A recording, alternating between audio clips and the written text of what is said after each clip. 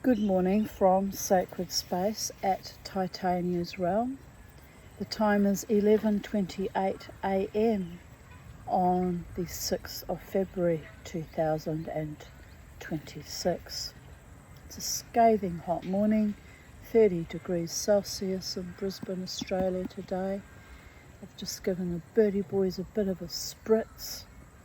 I actually started this video at 11:11 and was talking away at you, to you, at you, for you, through you, to discover I haven't pressed the record button. So I'm not going to repeat all my musing for the last 17 minutes. There's really no point. And we'll carry on reading chapter 16, The Lake of Lilies.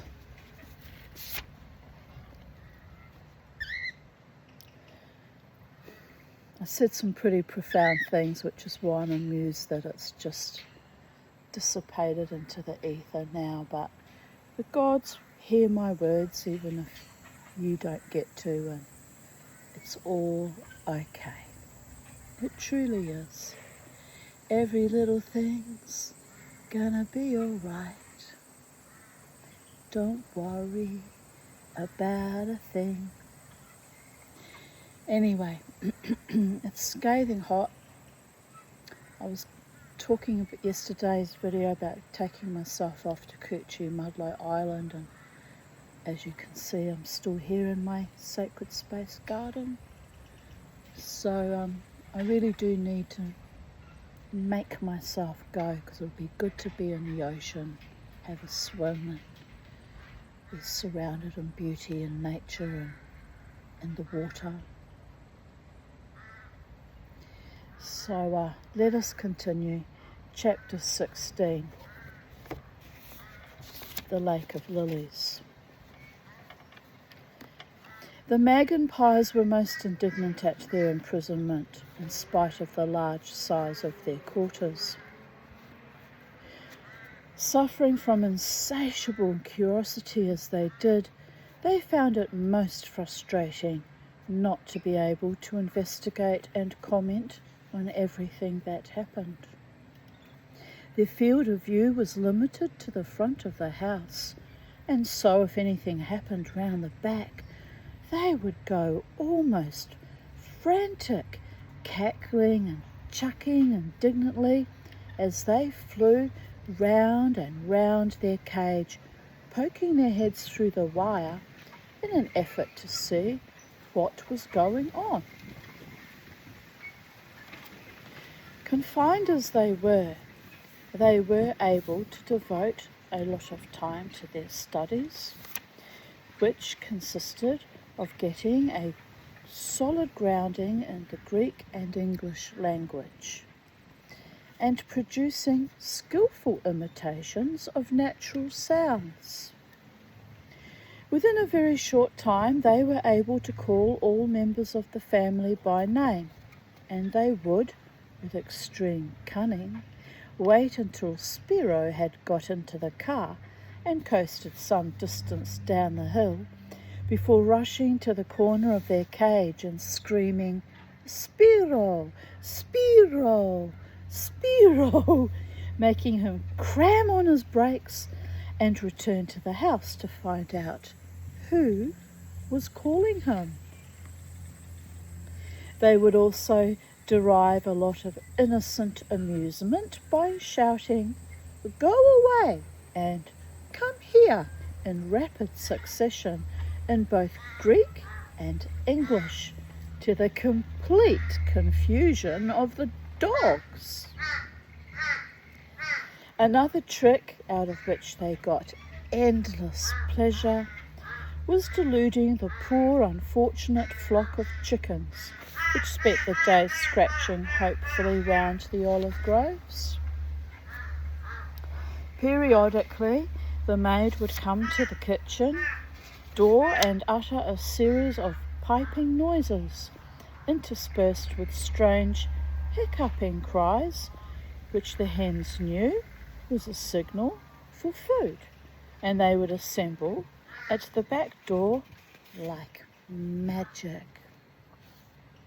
As soon as the magpies had mastered the chicken food call, they worried the poor hens into a decline. They would wait until the most awkward time before using it, until the hens, with infinite effort and much squawking, had gone to roost in the smaller trees, or in the heat of the day, when they had all settled down for a pleasant siesta in the shade of the myrtles.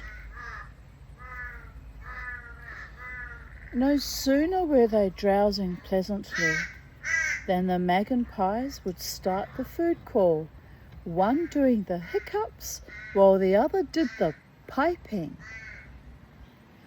The hens would all glance nervously round, each waiting for one of the others to show signs of life. The magpies would call again, more seductively and urgently.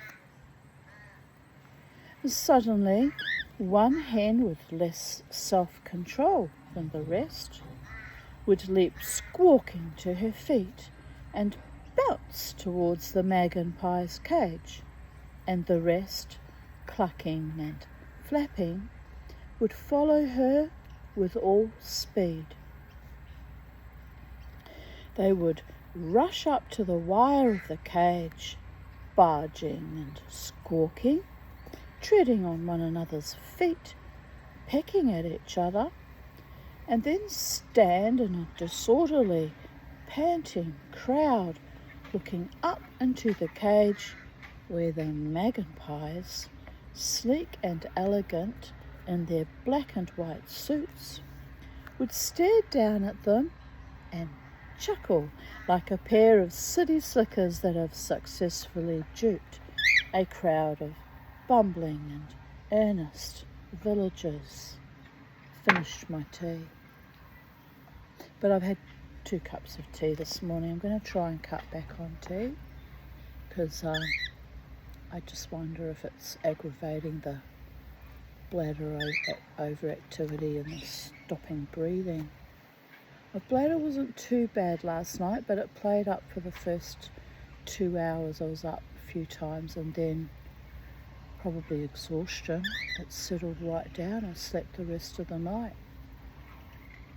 It's odd. It makes no sense at all.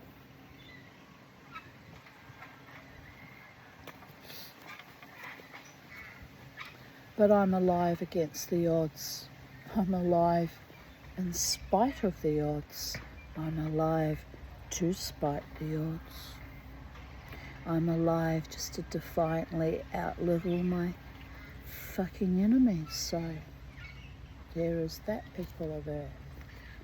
I just have to accept that the old body's got its own ways of existing, and I'm going to have to try and bring myself into some kind of perfect alignment and heal it. Don't know how I can with a constant inflammatory TVT tape in my body and all the other things that are wrong with me, but I've made it this far. I'll make it a bit longer, won't I? There's such beauty in the world. Every day I'm just going to delight in the beauty and try and slough off the rest of the ugliness.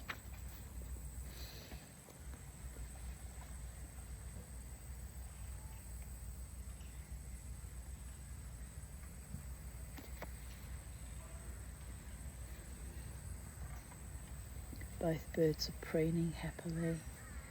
And Kermie's actually keeping an eye on me while he preens, which is cute. What you doing, Kermie? The crows just flew past. Oh, they can't hurt you. You're inside your cage with Bo. Crows can't do anything to the Kermie boy. You know they can't, Bo. You're perfectly fine.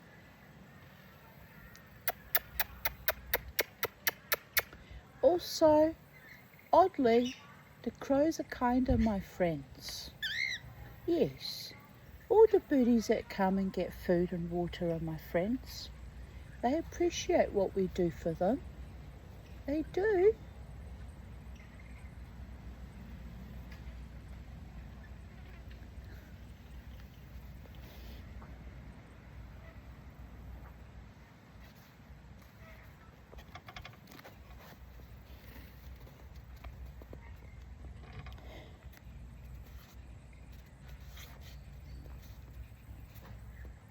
The magpies liked the dogs, although they seized every opportunity to tease them. They were particularly fond of Roger, and he would frequently go and call on them, lying down close to the wire netting, ears pricked, while the magpies sat on the ground inside the cage, 3 inches away from his nose, and talked to him in soft, wheezy chucks, with an occasional raucous guffaw, as though they were telling him dirty jokes. They never teased Roger as much as they teased the other 2, and they never attempted to lure him close to the wire with soft blandishments so that they could flap down and pull his tail, as they frequently did with Whittle and Puke. On the whole, the magpies approved of dogs, but they liked them to look and behave like dogs. The lorikeets are here, boys. Yes.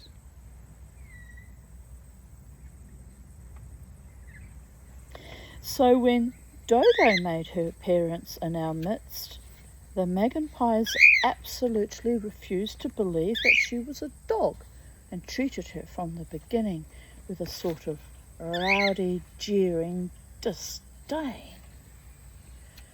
Dodo was a breed known as a Dandy Dinmont.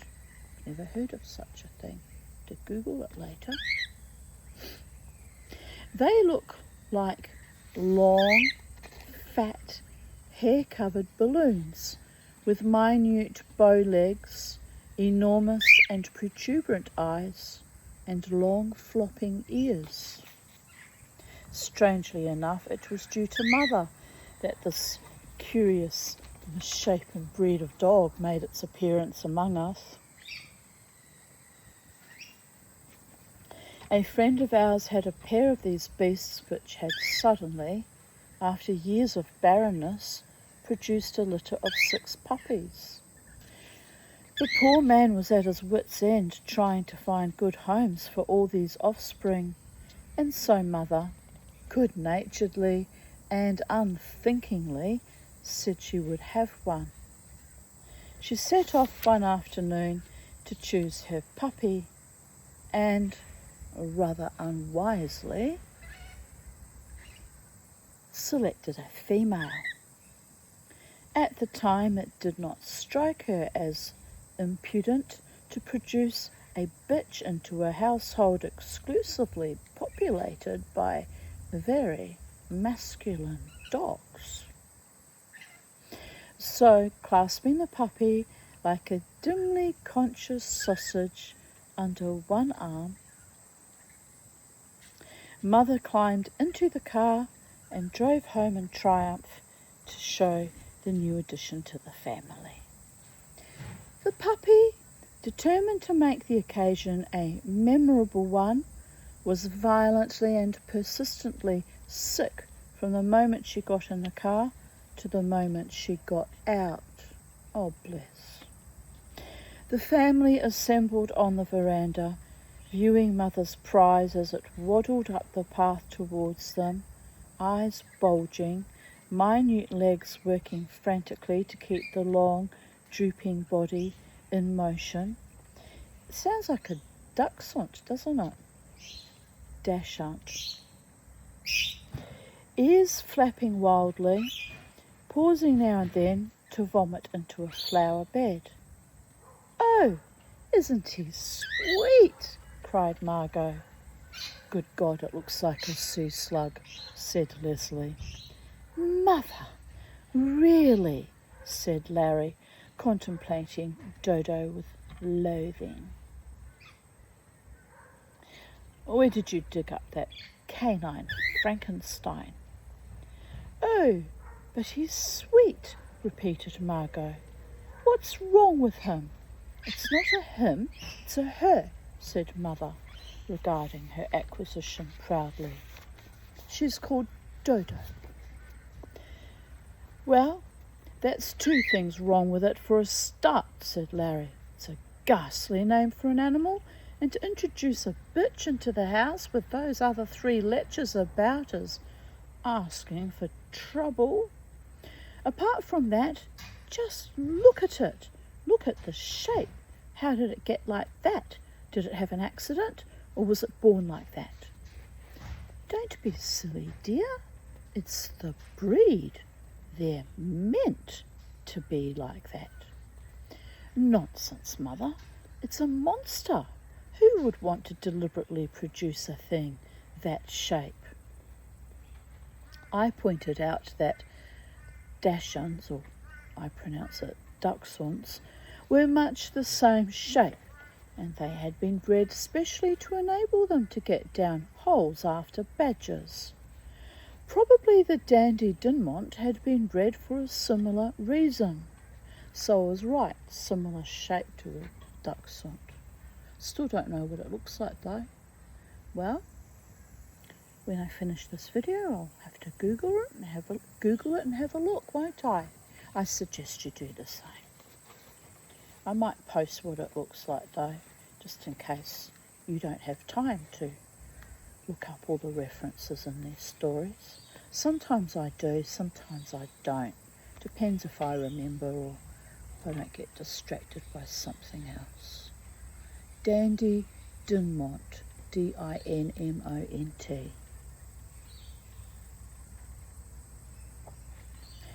She looks as though she was bred to go down holes after sewage, said Larry.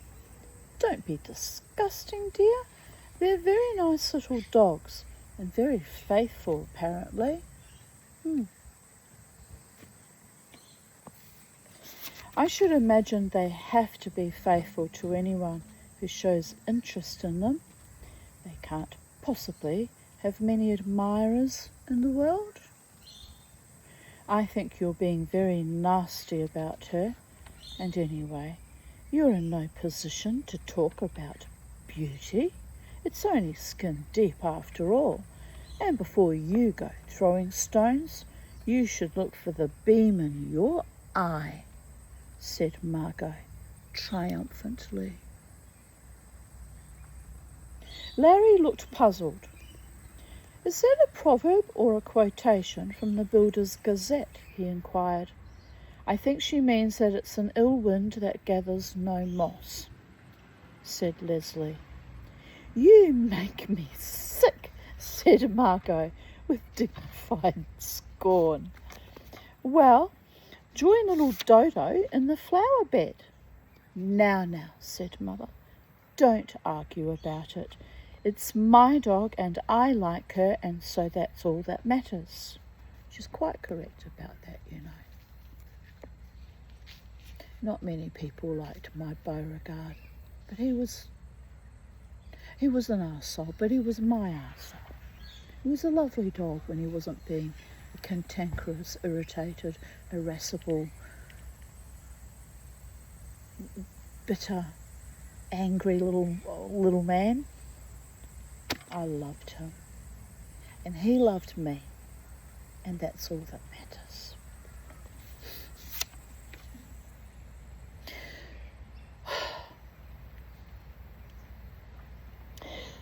So Dodo settled in and almost immediately showed faults in her makeup, which caused us more trouble than all the other dogs put together.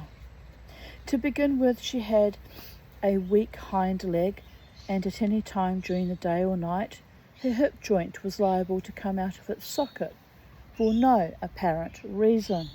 How dreadful. Dodo, who was no stoic, would greet this catastrophe with a series of piercing shrieks which worked up to a crescendo of such quivering intensity that it was unbearable. Strangely enough, her leg never seemed to worry her when she went out for walks or gambolled with elephantine enthusiasm after a ball on the veranda.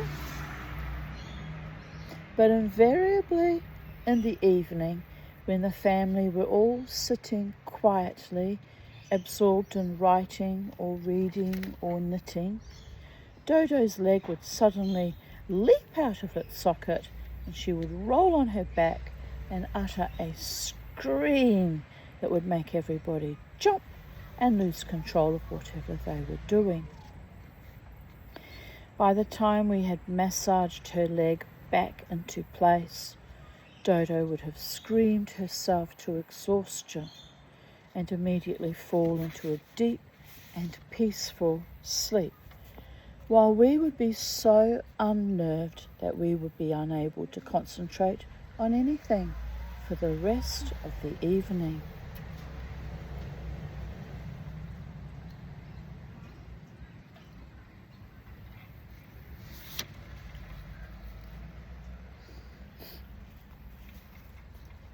The scrub turkeys here eating the seeds I put out for them. Eyes, feathers are shining in the sun. They look like velvet, the tail feathers. Really pretty. I mean, they're ugly birds. I find them quite ugly, but the feathers are quite pretty. And then we have a little Indian miner about to have a bit of a swim in the pool. He's drinking water and looking at me with great also really showing me, look, I'm here and I'm drinking. Is that nice, little Indian miner? Are you a happy bird? Are you happy? He's drinking. He's a thirsty bird. Very thirsty.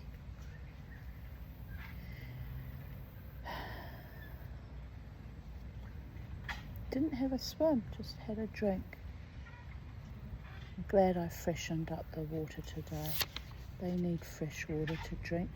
Oh, there's one of those triangular shaped blue butterflies that they've got black and blue wings, and they're kind of a triangle shape. Very pretty. I don't know what they're called, but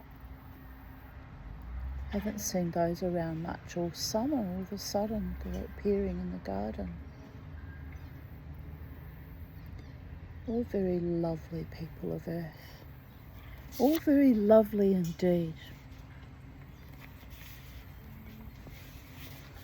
I might need to go and get a glass of water though, because amongst the loveliness, my throat feels very dry and sore. Not sore as in a tiny bit sore, just down here. Hope I'm not getting sick again. I'll get a drink though, that might soothe everything. Be right back. Oh, I'll turn you to face the birdie boys so you can look at something lovely while I'm on my mission. Don't know if you can see them. Maybe like that.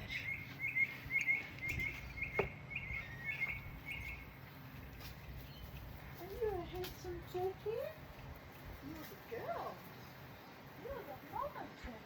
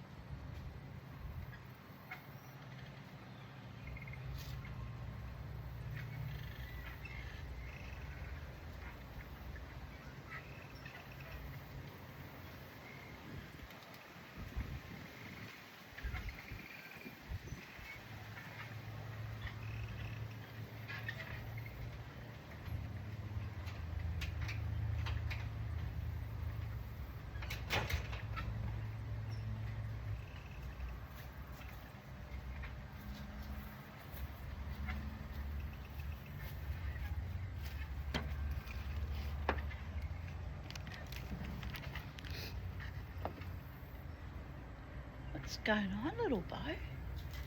What's going on, little Kermie? Oh my goodness. You're on candid camera. They're too hot to really care today. It's hot yesterday, it's the same temperature today, but I don't know, it feels hotter today, I think because there's no breeze.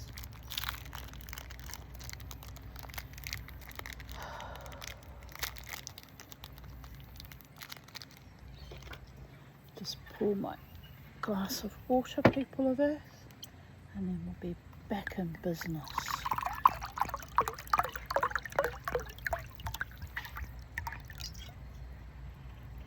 You're a hungry mama turkey, aren't you? She's really going to town on it. I'll have to buy another couple of big stainless steel bowls. One for their water, because I use a little tiny terracotta bowl left over from some dip you buy, and it's not really big enough, but they make use of it. But the other dish that Phoebe gave me, she gave me two matching dishes. One had been repaired and the other was perfect. Both got smashed up, so I'm thinking stainless steel bowls might be a better bet, because then they're not really breakable, when the birds and the possums go to town on it all.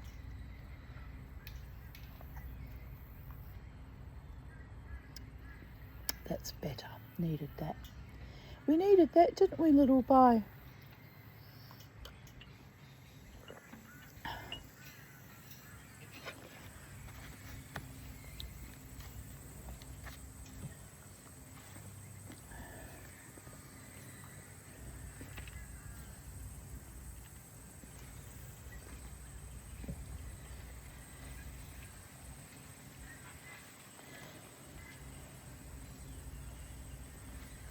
Right, where were we? Oh, they'd be unnerved after the little dog having to have its hip put back in.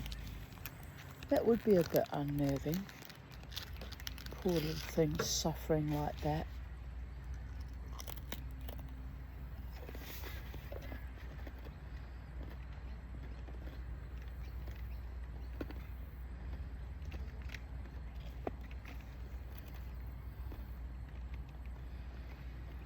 Kermie, are you going to swing on your swing?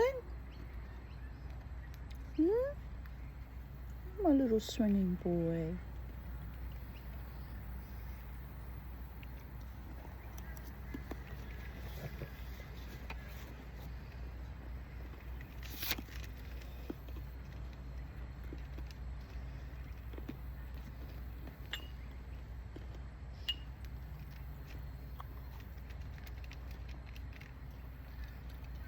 We soon discovered that Dodo had an extremely limited intelligence.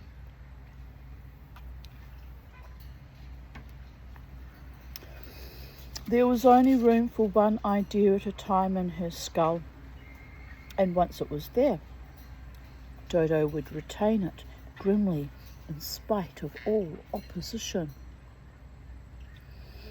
She decided, and quite early in her career, that mother belonged to her. But she was not over-possessive at first, until one afternoon mother went off to town to do some shopping and left Dodo behind.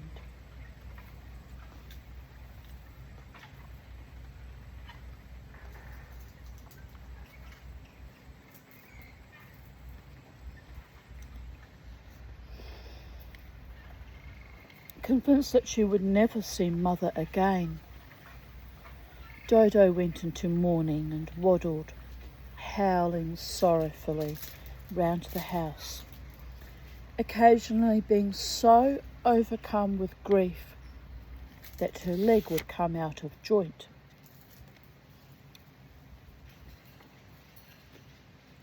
Hello, have you come to see me? You must sit in the shade with me. That's a good idea. No, she's moving on. Just came to check out my toes. Sometimes they bite my toes, I have to watch them. She's gone to the other side of the garden now, looking for somewhere to lie down in the shade.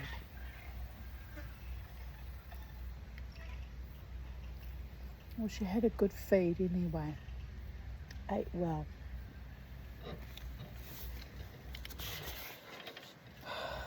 Right. She greeted Mother's return with incredulous joy, but made up her mind that from that moment she would not let Mother out of her sight, for fear she might escape again.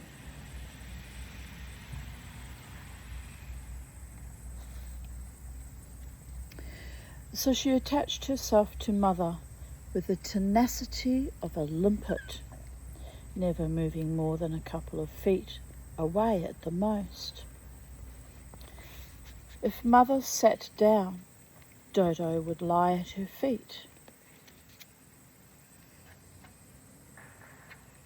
If Mother had to get up and cross the room for a book or a cigarette, Dodo would accompany her, and then they would return together and sit down again, Dodo giving a deep sigh of satisfaction at the thought that once more she had foiled Mother's attempts at escape.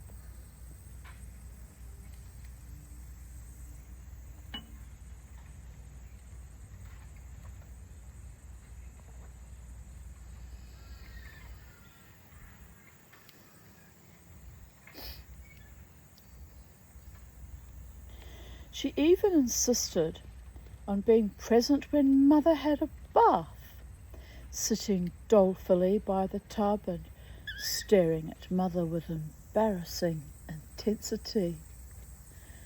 Both my dog and my cats used to love to do that. Sometimes my cats used to fall in the bath with me. They'd be sitting on the edge and watching me, and they'd slip. It used to be quite comical at times. Penny worried every time I had a bath after my suicide attempt. She would put her paw up on the edge of the bath and just stare at me like, "Don't do it, Mama, don't do it."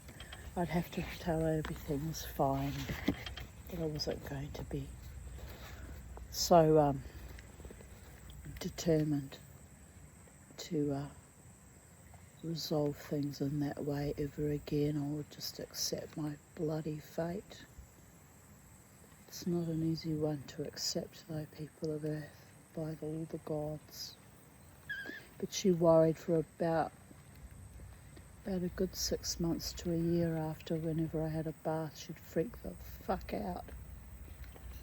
She was a beautiful soulmate, that cat. I miss her.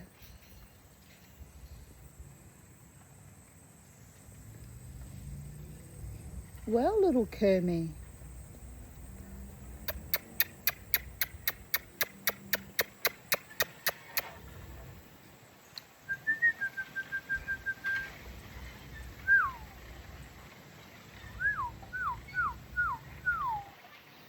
They're very quiet, aren't they?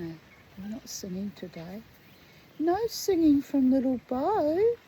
He's a beautiful singer when he gets going.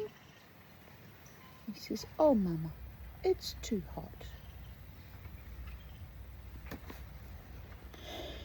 Any attempts to leave her outside the bathroom door resulted in Dodo's howling madly and hurling herself at the door panels, which almost invariably resulted in her hip slipping out of its socket. Oh, bless.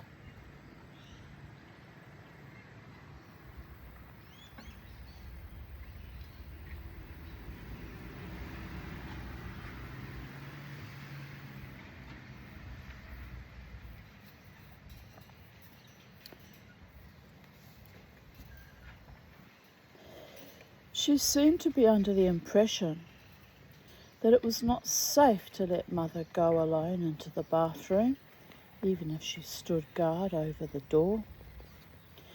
There was always the possibility, she seemed to think, that Mother might give her the slip by crawling down the plug hole. At first, Dodo was regarded with tolerant scorn by Roger, Whittle and Puke. They did not think much of her, for she was too fat and too slow-slung to walk far, and if they made any attempts to play with her, it seemed to bring on an attack of persecution mania. And Dodo would gallop back to the house, howling for protection.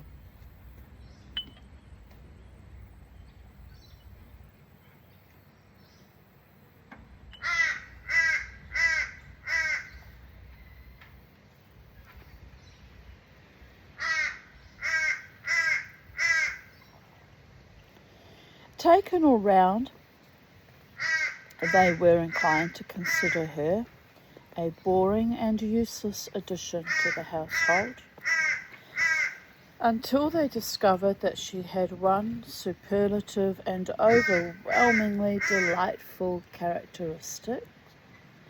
She came into season with monotonous regularity. Dodo herself displayed an innocence about the facts of life that was rather touching. She seemed not only puzzled but positively scared at her sudden burst of popularity when her admirers arrived in such numbers that Mother had to go about armed with a massive stick. It was owing to this Victorian innocence that Dodo fell an easy victim to the lure of Puke's magnificent ginger eyebrows, and so met a fate worse than death when Mother inadvertently locked them in the drawing room together while she supervised the making of tea.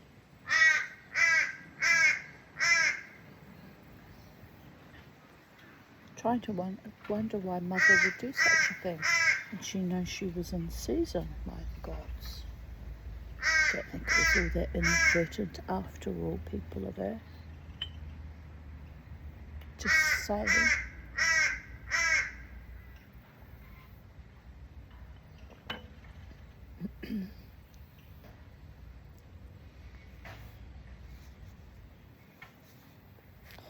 The sudden and unexpected arrival of the English padre and his wife, ushering them into the room in which the happy couple were disporting themselves, and their subsequent efforts to maintain a normal conversation, left Mother feeling limp and with a raging headache.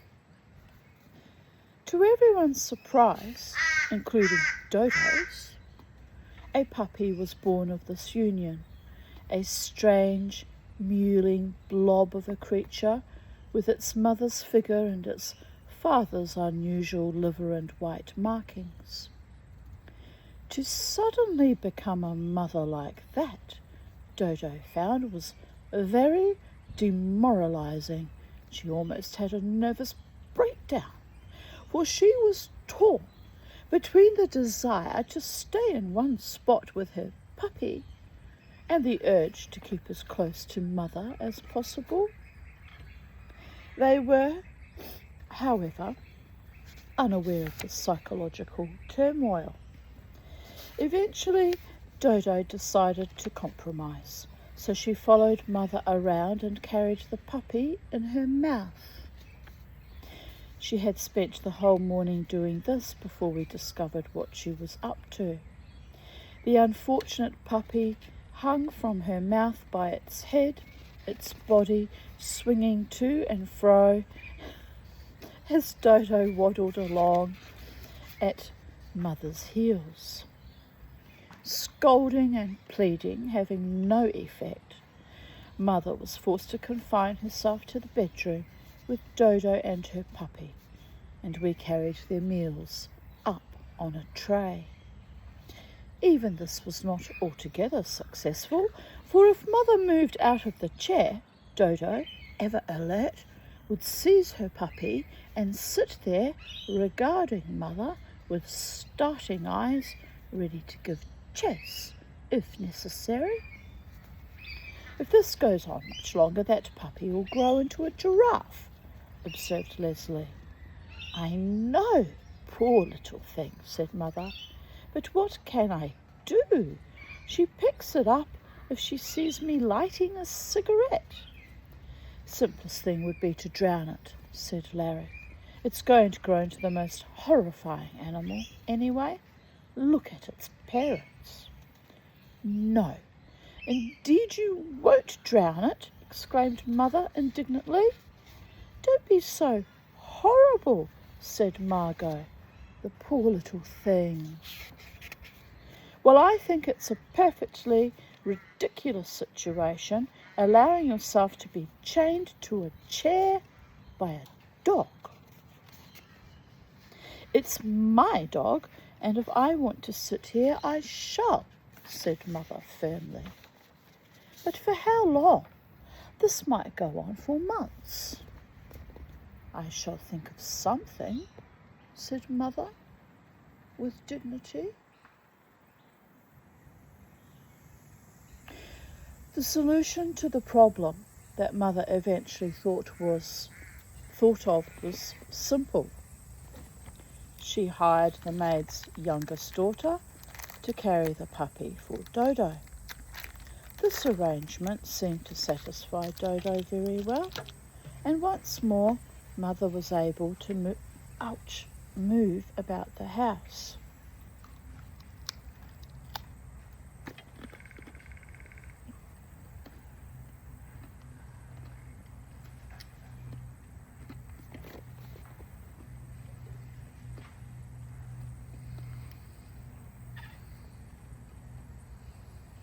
"Who's a pretty birdies?" "Who is?"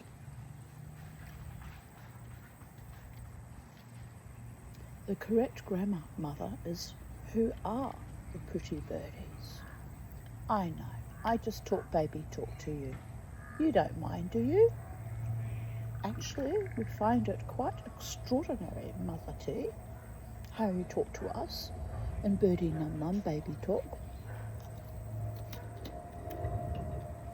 "Well, it's a living, boys. It's a living."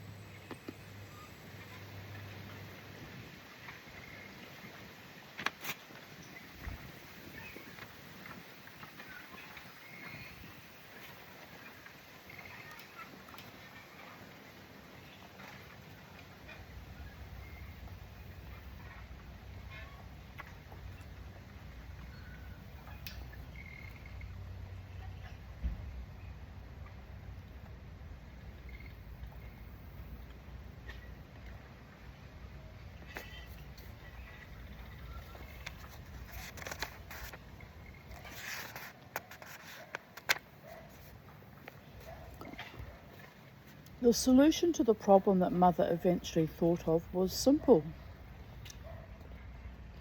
She hired the maid's youngest daughter to carry the puppy for Dodo. This arrangement seemed to satisfy Dodo very well, and once more Mother was able to move about the house. The crow's having a drink now. Happy crow, happy birdie crow.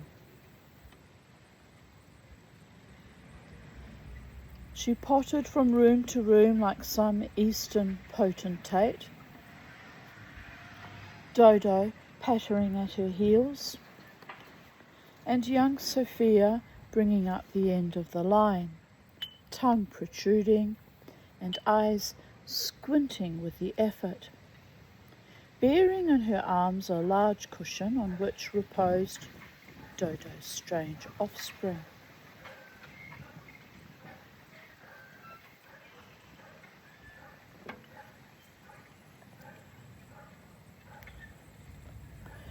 When Mother was going to be in one spot for any length of time, Sophia would place the cushion reverently on the ground, and Dodo would surge onto it and sigh deeply. As soon as Mother was ready to go to another part of the house, Dodo would get off her cushion, shake herself, and take up her position in the cavalcade, while Sophia lifted the cushion aloft as though it carried a crown.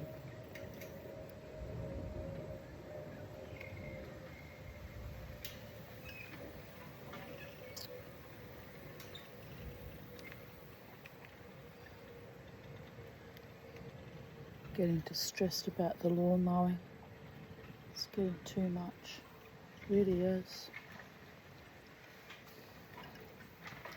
If I had the money, I'd buy my own ride-on mower and do it my bloody self. I really would. It's getting to the stage. I'd need a ride-on because I couldn't do it with the push mower. With the self-propelled mower, I spent $1,000 on it, and then I couldn't do the work. I had to sell it. It was awful. Of course, then I'm still paying it off too for another 6 months. By the gods.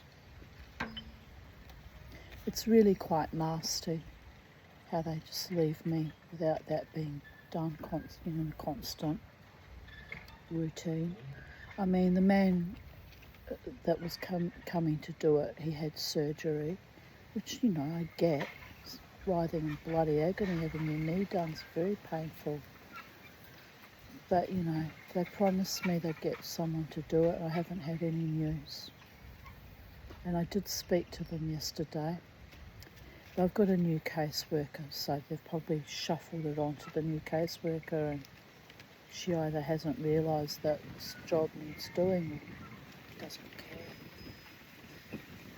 It's awful how I'm treated.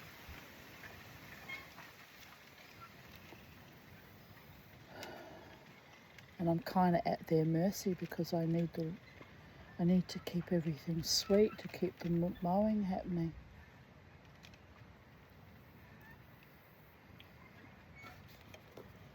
But anyway, it'll get done when it gets done. I'm just going to stop caring because there's no point getting myself upset all the time people are there.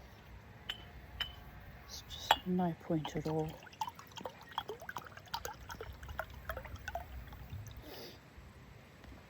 And even if I got a ride on and did the work myself, it's still, the ongoing maintenance to the machine and expenses with that. And I don't know anything about maintaining ride-on mowers.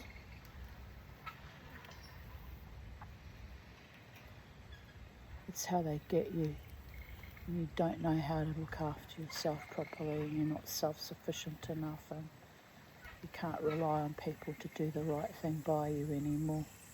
I'm quite certain on some levels it's deliberate. Next plan will be to try and drive me out of my house. That's why they won't paint anymore or do any.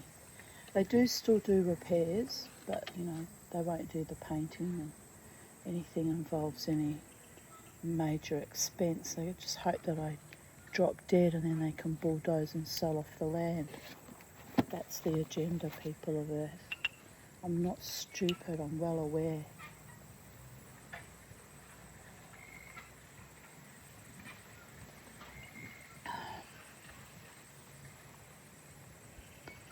Well, what shall we do? Keep enjoying our day and reading stories to my beautiful YouTube audience.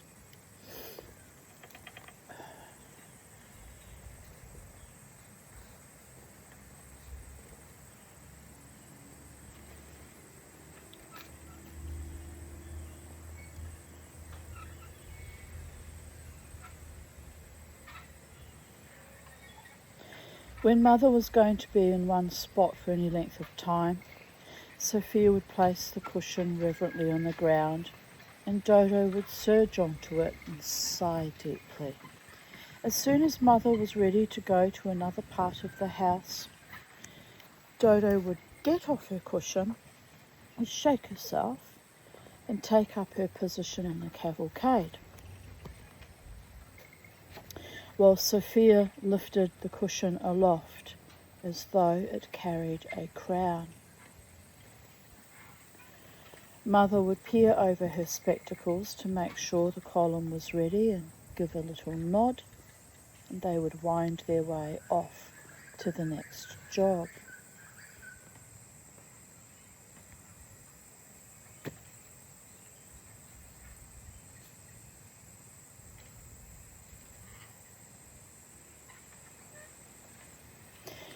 Every evening, Mother would go for a walk with the dogs, and the family would derive much amusement from watching her progress down the hill.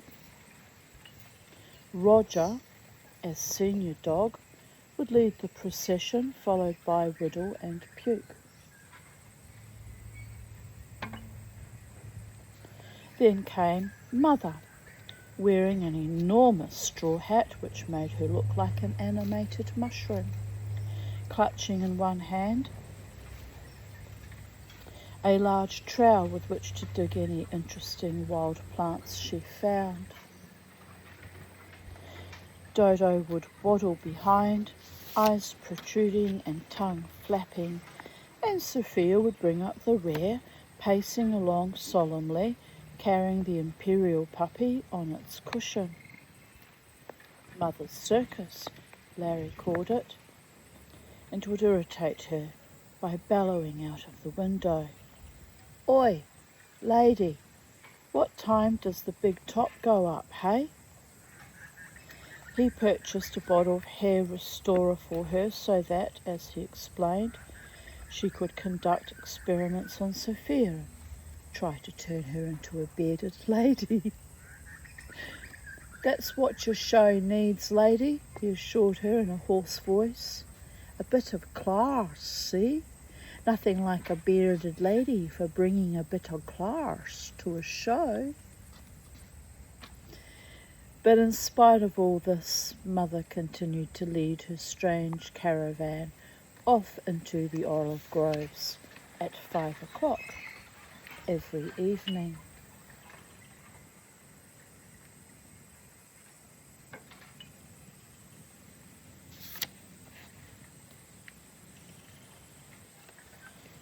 Up in the north of the island lay a large lake with the pleasant jingling name of Antoniotissa.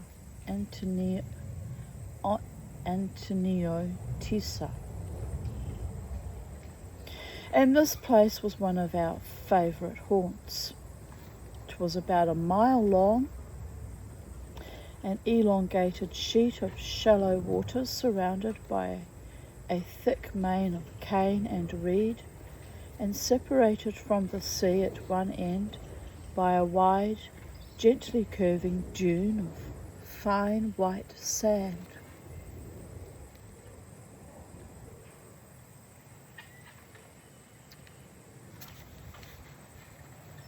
Theodore always accompanied us when we paid our visits to the lake, for he and I would find a rich field of exploration in the ponds, ditches, and marshy potholes that lay around the shore of the lake. I'm focusing on my garden. I am. Never mind, people Earth. Leslie invariably took a battery of guns with him, since the cane forest rustled with game, while Larry insisted on making an enormous harpoon and would stand for hours in the stream that marked the lake's entry into the sea, endeavouring to spear the large fish that swam there. Mother would be laden with baskets full of food, empty baskets for plants, and various gardening implements for digging up her finds. Margot was perhaps the most simply equipped, with a bathing costume, a large towel, and a bottle of suntan lotion. I did put sunscreen on today. I thought, instead of hopping around like a mad little hobbit chasing shade, I'll just put on sunscreen. But it doesn't always work. Often I get burnt anyway. Because, you're supposed to repeat it every so often. I think the sunscreen's just as carcinogenic as the UV rays from the sun, quite frankly. Don't trust any of it. I trust nothing and no one anymore. I mean, I trust my psychiatrist. I trust him the most of any other mortal being, but even then, he knows I don't trust anyone completely anymore. There's been too much damage done to me and my pets and my garden.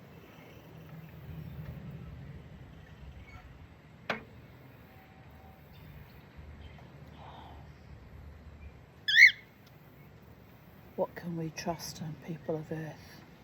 The gods and the trees and the birdies. They'll continue to do their thing regardless of what we humans think about it. The grass will keep growing no matter what, no matter who. We might as well just make peace with that, birdie boys. Mightn't we?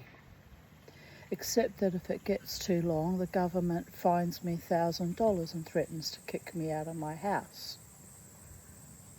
So it is an attack on my primacy and safety living in this house when the lawns don't get done regularly.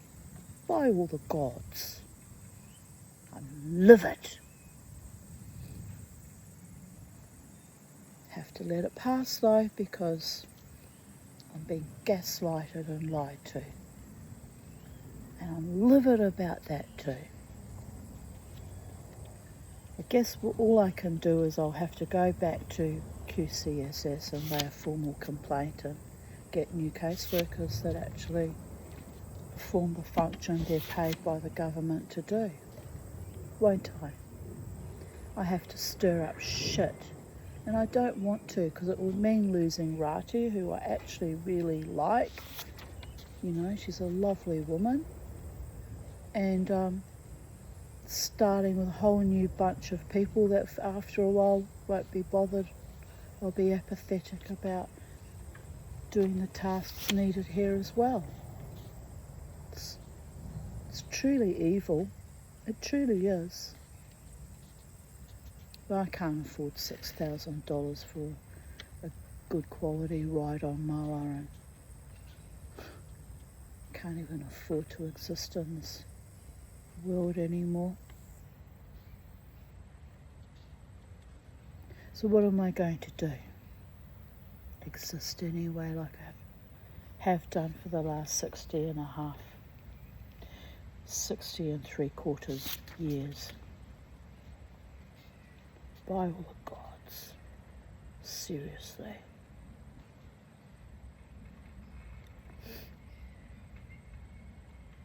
With all this equipment, our trips to Antoniotisa were something in the nature of major expeditions.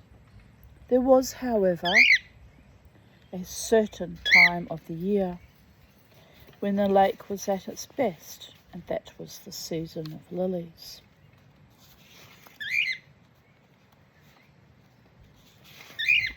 The smooth curve of the dune that ran between the bay and the lake was the only place on the island where these sand lilies grew, strange, misshapen bulbs buried in the ground, that once a year sent up thick green leaves and white flowers above the surface, so that the dune became a glacier of flowers.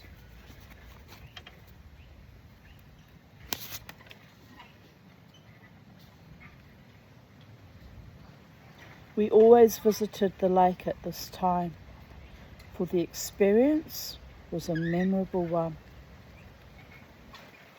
Not long after Dodo had become a mother, Theodore informed us that the time of the lilies was at hand, and we started to make preparations for our trip to Antoniotissa. Antoniotissa.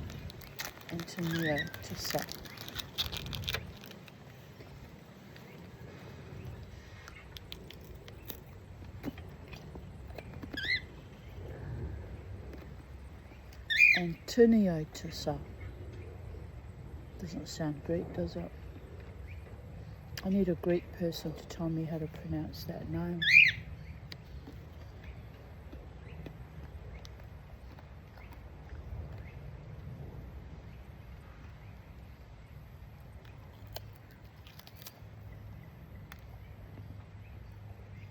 Little boy.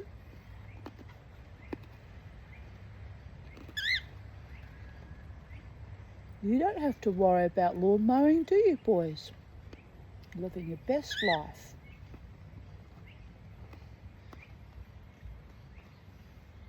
Don't have to worry about being driven from your home. You don't have to worry about threats from external forces beyond your control. Well, sometimes they do, being birds, but not always. Not here at Sacred Space. They're all happy. The crows preening in the shade of the African tulip tree on top of, above Timsar's roof.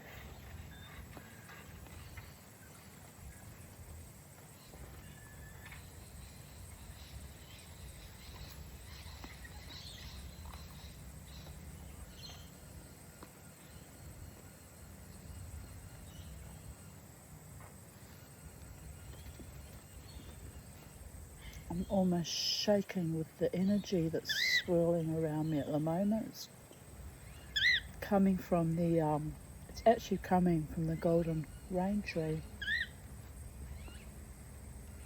Quite potently I feel it wafting up the slight hill to me and swirling around the garden.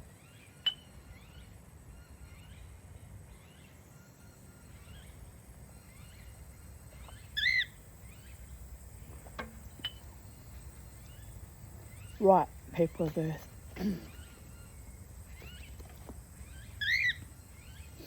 We soon found that having a nursing mother in our midst was going to complicate things considerably. We'll have to go by boat this time, Mother said, frowning at a complicated jigsaw-like jersey she was knitting. Why? By boat it takes twice as long, said Larry. We can't go by car, dear, because Dodo will be sick, and anyway, there wouldn't be room for all of us. You're not going to take that animal, are you? Asked Larry in horror. But I have to, dear. Pearl 2, cast off 1.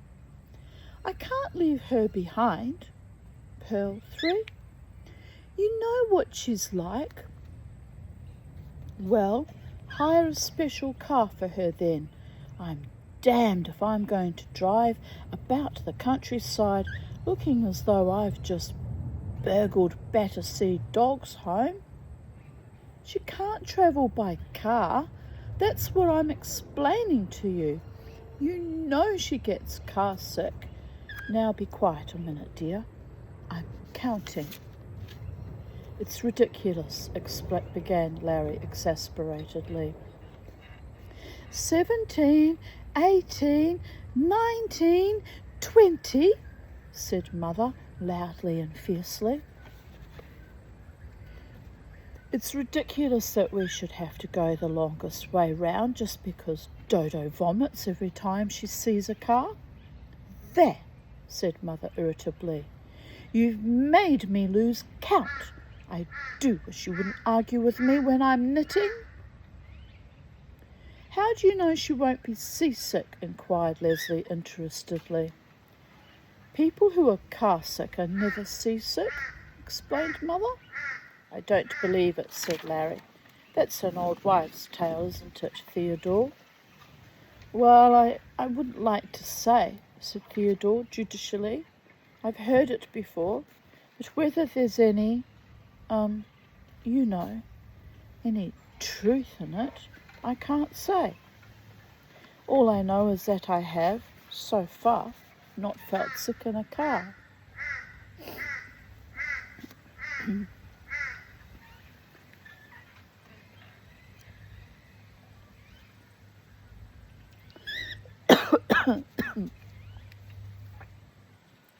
Kermie's chewing on his bits of wood on his swing, destroying it bit by bit by bit. Pardon me. But I guess, well, if he destroys it, I'll just buy another one. It's only $50 each time. Birds. Anyway, it's good for him. It gives him something to do.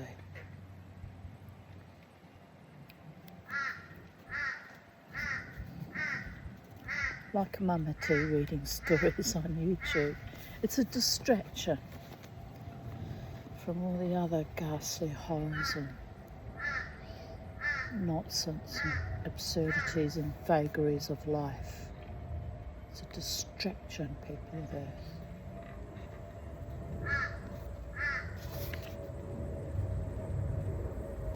Larry looked at him blankly. What does that prove? He asked, bewildered. Well, I am always sick in a boat, explained Theodore simply. That's wonderful, said Larry. If we travel by car, Dodo will be sick, and if we travel by boat, Theodore will. Take your choice. I didn't know you got seasick, Theodore, said Mother. Oh yes, unfortunately I do. I find it a great drawback. Well, in weather like this, the sea will be very calm, so I should think you'll be all right, said Margot. Unfortunately, said Theodore, rocking on his toes. That does not make any difference at all. I suffer from the slightest emotion. In fact, on several occasions when I have been in the cinema and they have shown films of ships in rough seas, I have been forced to leave my seat. Simplest thing would be to divide up, said Larry. Half go by boat and the other half go by car. That's a brainwave, said Mother. The problem is solved. But it did not settle the problem at all, for we discovered that the road to Antoniotissa was blocked by a minor landslide, and so to get there by car was impossible. We would have to go by sea, or not at all.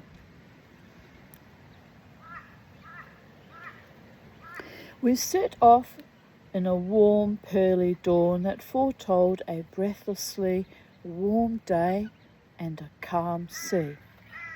In order to cope with the family, the dogs, Spiro and Sophia, we had to take the Bootle bum trinket as well as the sea cow. Having to trail the Bootle bum trinkets, a rotund shape behind her cut down on the sea cow's speed, but it was the only way to do it.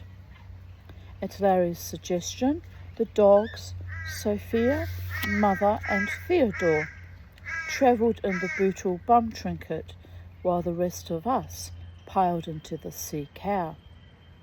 Unfortunately, Larry had not taken into consideration one important factor: the wash caused by the sea cow's passage.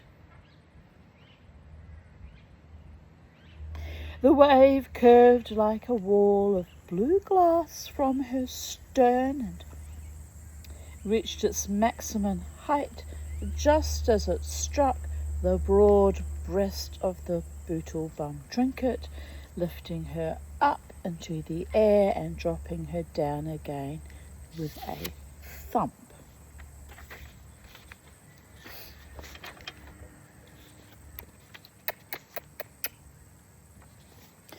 We did not notice the effect the wash was having for some considerable time, for the noise of the engine drowned the frantic cries for help from Mother.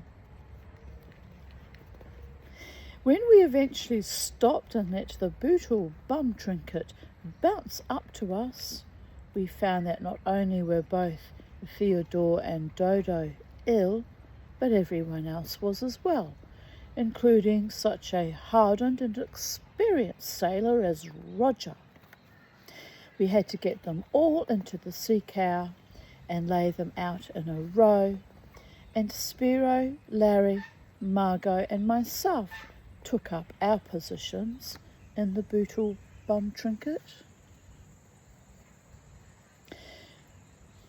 I shouldn't laugh, it's not funny.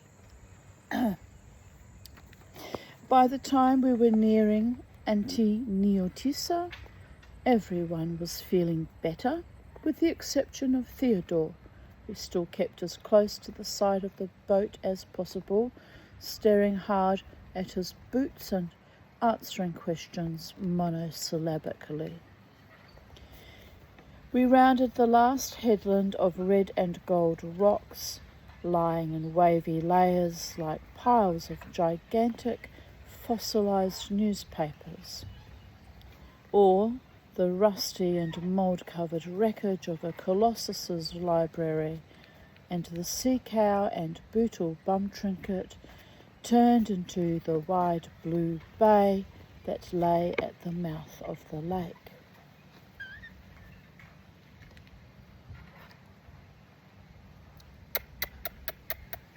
Are you snoozing, little Kermy boy?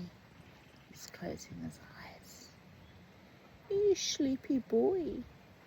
It's a snoozy afternoon, isn't it?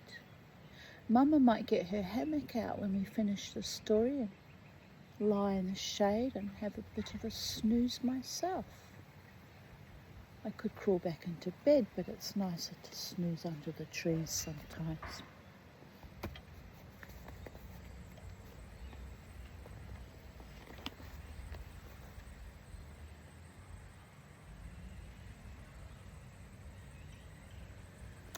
The curve of pearl-white sand was backed by the great lily-covered dune behind, 1,000 white flowers in the sunshine, like a multitude of ivory horns lifting their lips to the sky and producing, instead of music, a warm sweetness that made you breathe deeply, time and again, in an effort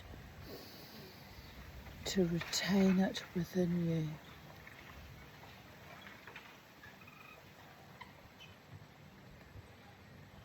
The engine died away in a final splutter that echoed briefly among the rocks, and then the two boats whispered their way shorewards, and the scent of the lilies came out over the water to greet us. Having got the equipment ashore and installed it on the white sand, we each wandered off about our own business. Larry and Margot lay in the shallow water, half asleep, being rocked by the faint, gentle ripples. Mother led her cavalcade off on a short walk, armed with a trowel and a basket. Spiro, clad only in his underpants and looking like some dark, hairy, prehistoric man. I shouldn't laugh. I was married to someone that was dark and hairy and prehistoric. Waddled into the stream that flowed from the lake to the sea and stood knee-deep, scowling down into the transparent waters, a trident held at the ready as the shoals of fish flicked around his feet. Theodore and I drew lots with Leslie as to which side of the lake we should have, and then set off in opposite directions. The boundary marking the halfway mark on the lake shore was a large and particularly misshapen olive. Once we reached there, we would turn back and retrace our footsteps, and Leslie would do the same on his side. This cut out the possibility of his shooting us by mistake in some dense and confusing cane brake. So while Theodore and I dipped and pottered among the pools and streamlets like a pair of eager herons, Leslie strode stockily through the undergrowth on the other side of the lake, and an occasional explosion would echo across to us to mark his progress.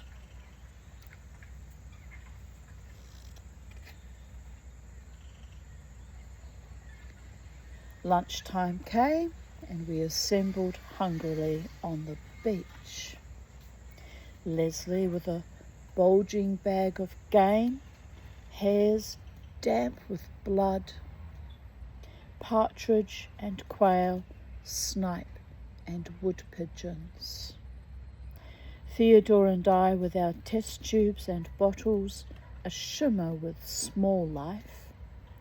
A fire blazed, the food was piled on the rugs, and the wine was fetched from the sea's edge, where it had been put to cool. Larry pulled his corner of the rug up the dune so that he could stretch full length surrounded by the white trumpets of the lilies.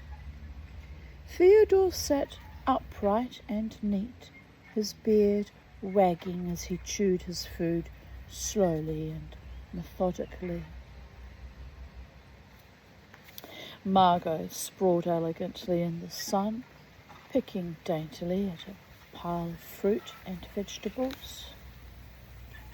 Mother and Dodo were installed in the shade of a large umbrella. Leslie squatted on his haunches in the sand, his gun across his thighs, eating a huge hunk of cold meat with one hand and stroking the barrels of the weapon meditatively with the other.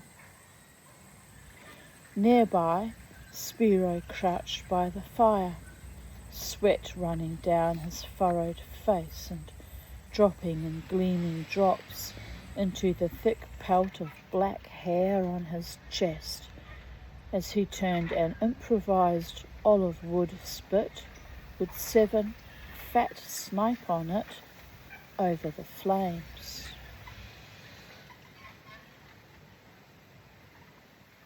"What a lovely place," mumbled Larry through a mouthful of food, lying back luxuriously among the shining flowers. "I feel this place was designed for me. I should like to lie here forever, having food and wine pressed into my mouth by groups of naked and voluptuous dryads. Eventually, of course, over the centuries, by breathing deeply and evenly, I should embalm myself with the scent. And then one day my faithful dryads would find me gone, and only the scent would remain. Will someone throw me one of those delicious-looking figs?" "I read a most interesting book on embalming once," said Theodore enthusiastically. "They certainly seem to go to a great deal of trouble to prepare the bodies in Egypt. I must say I thought the method of extracting the brain through the nose was most ingenious." "Dragged them down through the nostrils with a sort of hook arrangement, didn't they?" inquired Larry. "Larry, dear, not while we're eating." Lunch being over, we drifted into the shade of the nearby olives and drowsed sleepily through the heat of the afternoon, while the sharp, soothing song of the cicadas poured over us. I'm quiet. You can hear the cicadas right now. They stopped just then. It's a bit odd, isn't it? I guess they'll start up again soon. It's almost like they're saying, we're not going to perform for your YouTube audience and subscribers, likers and commenters, Mama T.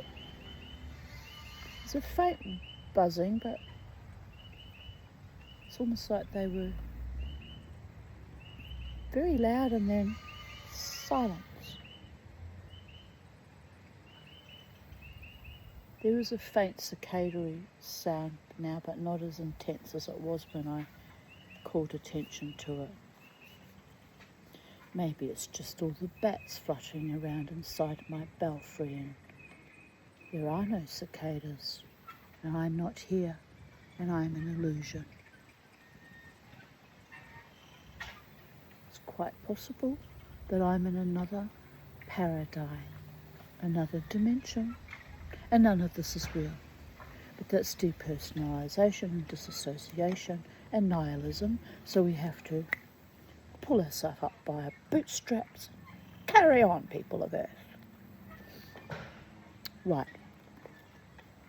Lunch being over, we drifted into the shade of the nearby olives, drowsed sleepily through the heat of the afternoon, with the sharp, soothing song of the cicadas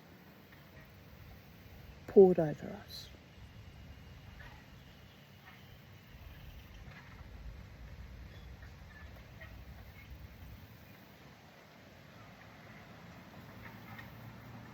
They really have gone quiet, by Jove. Occasionally one or another of us would rise, wander down to the sea, and flop into the shallows for a minute before coming back, cooled, to resume his siesta.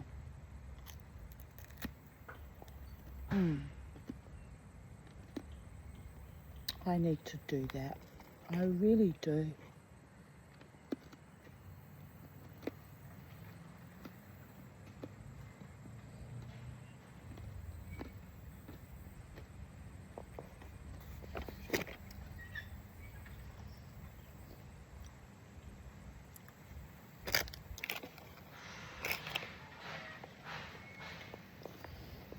At 4 o'clock,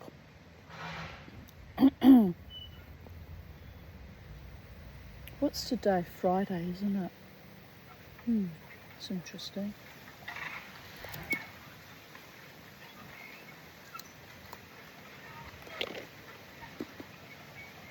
I'll take note of that. I keep having someone I know from the bands, their name being told me 3 times now, and I just ignore it because I'm not going there anymore. I'm not going to be played for some fucking chump and some fucking idiot. Not that man, he was lovely to me, but it's beside the point. They're all friends. So, but I keep hearing his name. It's the 3rd time now in the last hour.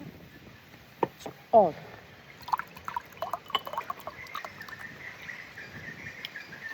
I'm not even thinking about them. Getting on with my reading my story and I get interrupted with that nonsense. Honestly.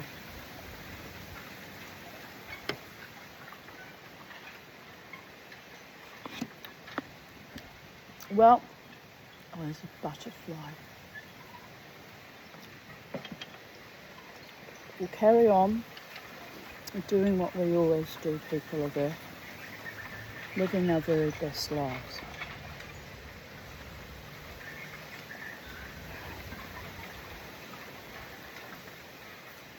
It's odd that I pick up on that man still. He was always very kind and actually affectionate to me. He used to come and give me hugs. And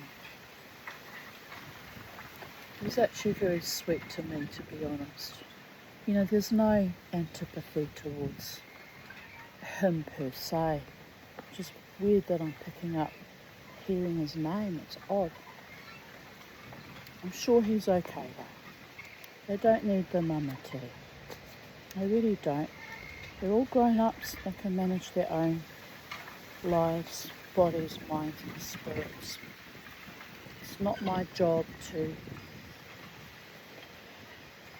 feel like I need to maintain some connectivity with them. It's not my job.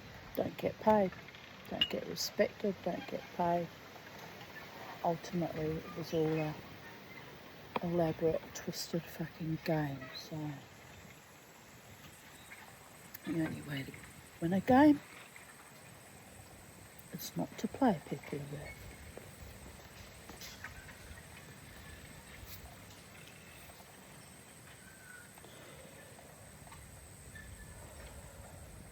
At 4 o'clock, Spiro, who had been stretched out, massive and limp, bubbling with snores, regained consciousness with a snort and waddled down the beach to relight the fire for tea. The rest of us awoke slowly, dreamily, stretching and sighing, and drifted down over the sand towards the steaming, chattering kettle. As we crouched with the cups in our hands, blinking and musing, still half asleep.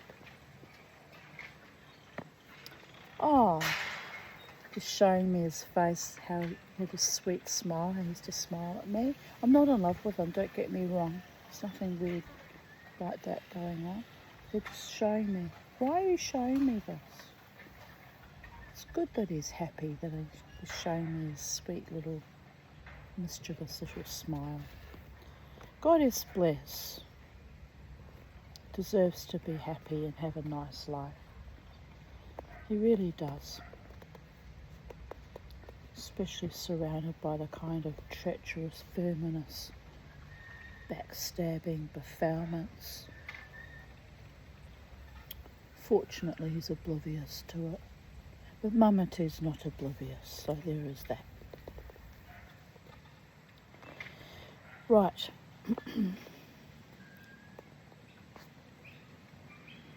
As we crouched with the cups in our hands, blinking and musing, still half asleep, a robin appeared among the lilies and hopped down towards us, his breast glowing, his eyes bright.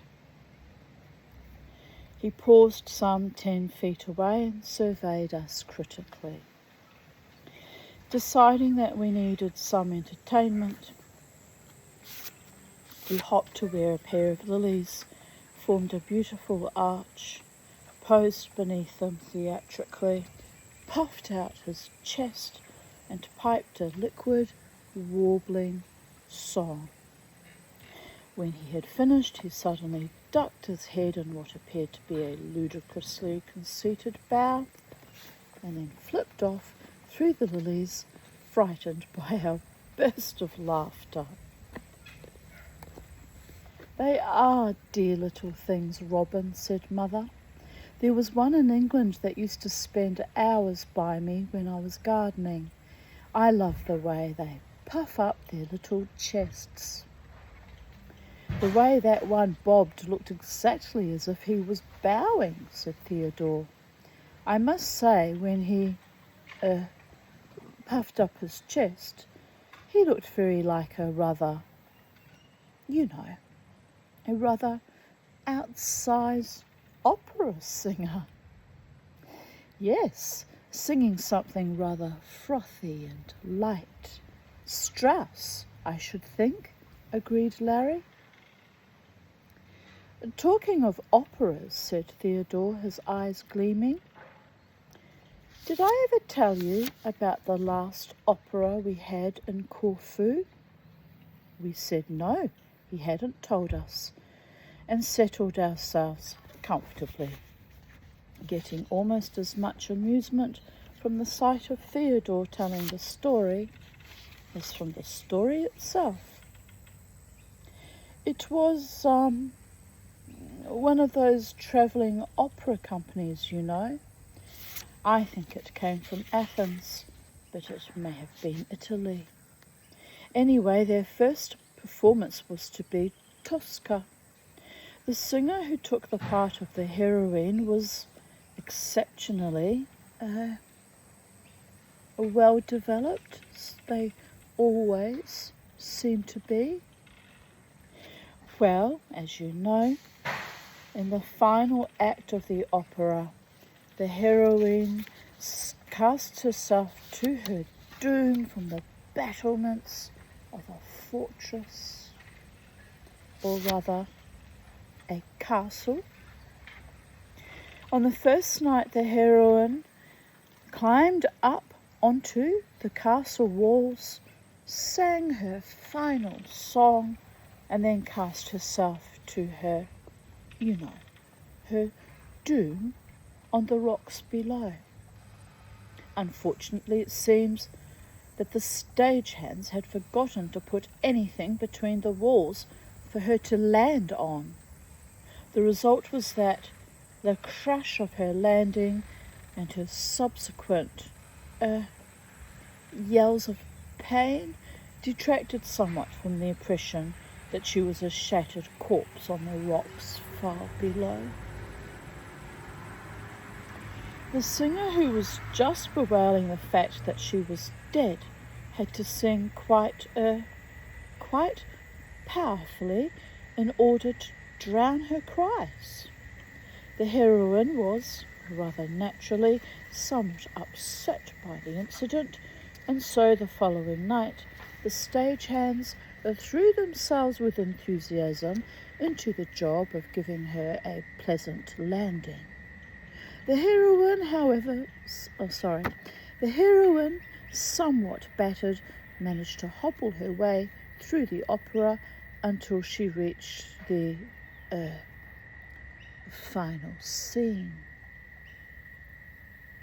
Then she again climbed onto the battlements, sang her last song, and cast herself to her death. Unfortunately, the stagehands, having made the landing too hard on the first occasion, had gone to the opposite extreme. The huge pile of mattresses and, those springy bed things was so resilient that the heroine hit them and then bounced up again. So while the cast was down at the, what do you call them? Yes, the footlights, telling each other she was dead, the upper portions of the heroine reappeared 2 or 3 times above the battlements, to the mystification of the audience. The robin, who had hopped nearer during the telling of the story, took fright and flew off again as we exploded in a burst of laughter. Really, Theodore, I'm sure you spend your spare time making up these stories, protested Larry. No, said Theodore, smiling happily in his beard. If it were anywhere else in the world, I would have to, but here in Corfu, they anticipate art, as it were. Tea over, Theodore and I returned to the lake's edge once more and continued our investigation. Oh, there's a sweet little spider on my book. Tiny little green one. Do you want to see? To be quick before he jumps. He's one of those jumping ones. There. Ah, he jumped onto me. Of course you did, Spider. Who doesn't love the mama tea? Crawling up my finger.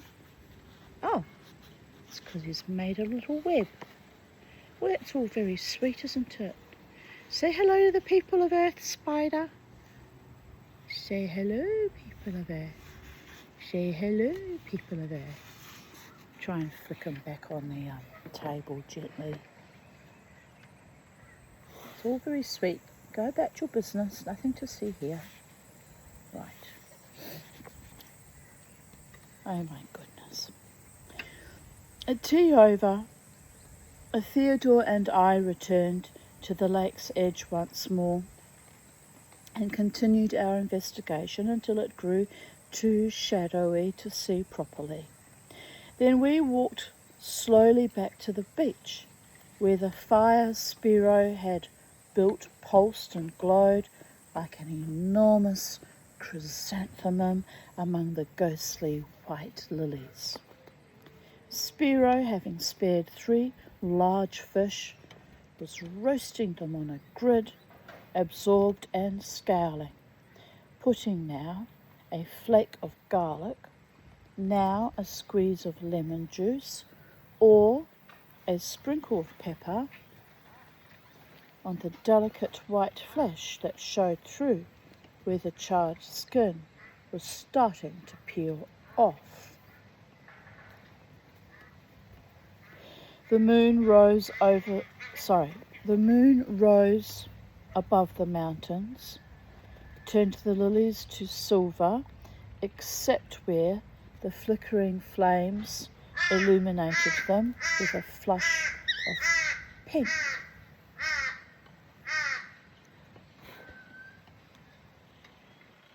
Don't know where he's gone. I thought that was him, but that's something else now. Bit of dirt. The tiny ripples sped over the moonlit sea and breathed with relief as they reached the shore at last.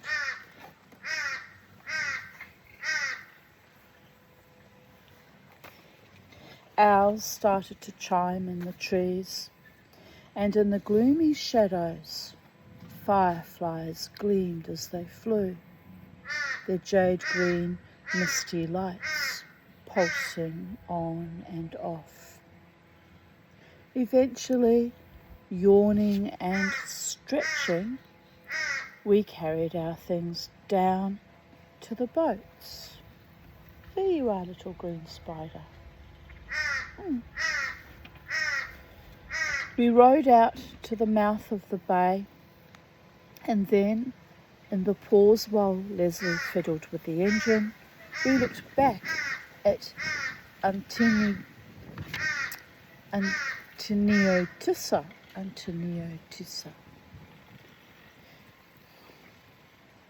The lilies were like a snowfield under the moon, and the dark backcloth of trees was pricked with the lights of fireflies. Little spiders swinging like this in little frenzied little circles. I think he's making a web. Very frenzied and vigorous and determined he is. He's back up on the table now, walking towards my book. Yes, I'm well aware of your presence. You and I sharing sacred space together on this hot Friday, probably afternoon now.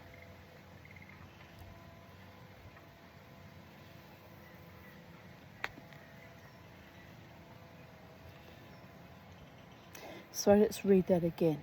The lilies were like a snowfield under the moon, and the dark backcloth of olives was pricked with the lights of fireflies. The fire we had built, stamped and ground underfoot before we left, glowed like a patch of garnets at the edge of the flowers. It is certainly very beautiful place, said Theodore, with immense satisfaction. It's a glorious place, agreed Mother, and then gave it her highest accolade. I should like to be buried there. Here come the cicadas. Can you hear them?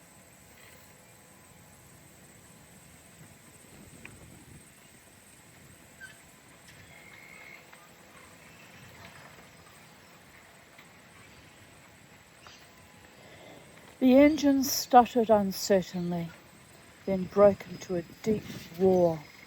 The sea cow gathered speed and headed along the coastline, trailing, and they stopped just as suddenly. Trailing the bootle bum trinket behind, and beyond that our wash fanned out, white and delicate as a spider's web on the dark water, flaming here and there with a momentary spark of phosphorescence. Doesn't it sound beautiful?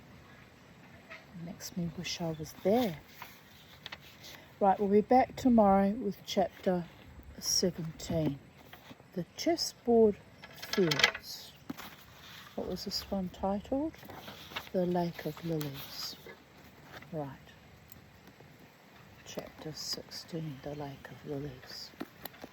Right, I'll be back tomorrow, no doubt, with or without the little green spider who's very busy going about his business, or her business. And it's a beautiful day. Thank God I'm alive, even though there are a few, struggles, but not major struggles, just irritating regular struggles every feckin' fortnight, trying to get a routine going to get the lawns done, how it should be every fortnight in summer. And it's not too long. It could go another week before I start really going berserk. Anyway, bye for now, planet Earth. Have a beautiful day wherever you are in the space-time continuum. Goddess bless.